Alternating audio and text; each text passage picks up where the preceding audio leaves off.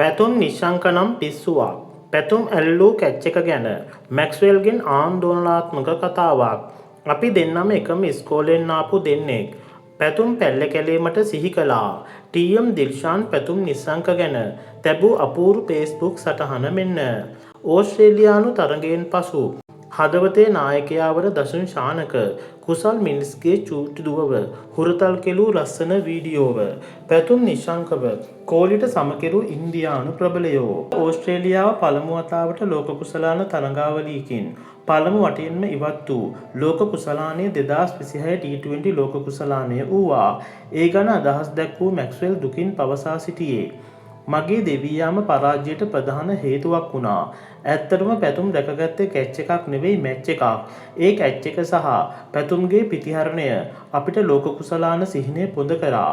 පැතුම් කියන්නේ දක්ෂ ක්‍රීඩකයෙක්. ඒක නම් විශිෂ්ට උඩපන්දුවක් යනුවෙන් මැක්ස්වෙල් පවසා තිබුණා. පැතුම් නිශ්ශංක ඕස්ට්‍රේලියාවට රැස් කළ සතකය ගැන ශ්‍රී ලංකාවේ සුපිරි පිතිකරුවෙක් වූ ටීඑම් දිල්ෂාන් සිය ෆේස්බුක් ගිණුමේ අපූරු සටහනක් දමා තිබුණේ මේ ආකාරයටයි. 2011 වර්ෂයේදී පල්ලේ කැලේ ක්‍රීඩාංගණයේදී මම ලබාගත් ශතකය සෑම විටම මට මතකයේ ඇති රාත්‍රියක්. 2026 පැතුම් නිශ්ශංක මම 100 ගහපු පිටියේම නොදවී ලකුණු 100ක් ලබා ගන්නවා.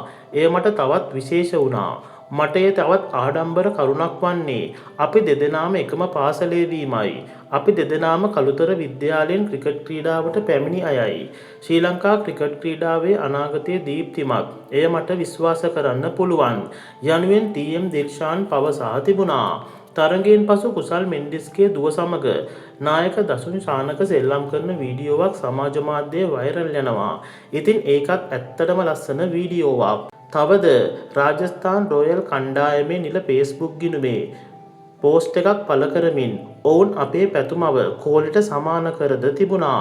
ඉතින් අපේ කොල්ලෝ සුපර් 8ත් හොඳටම කරලා ෆයිනල් යයි කියලා හිතනවා නම් අනිවාර්යයෙන්ම කමෙන්ට් එකකුත් දාගෙන යන්න.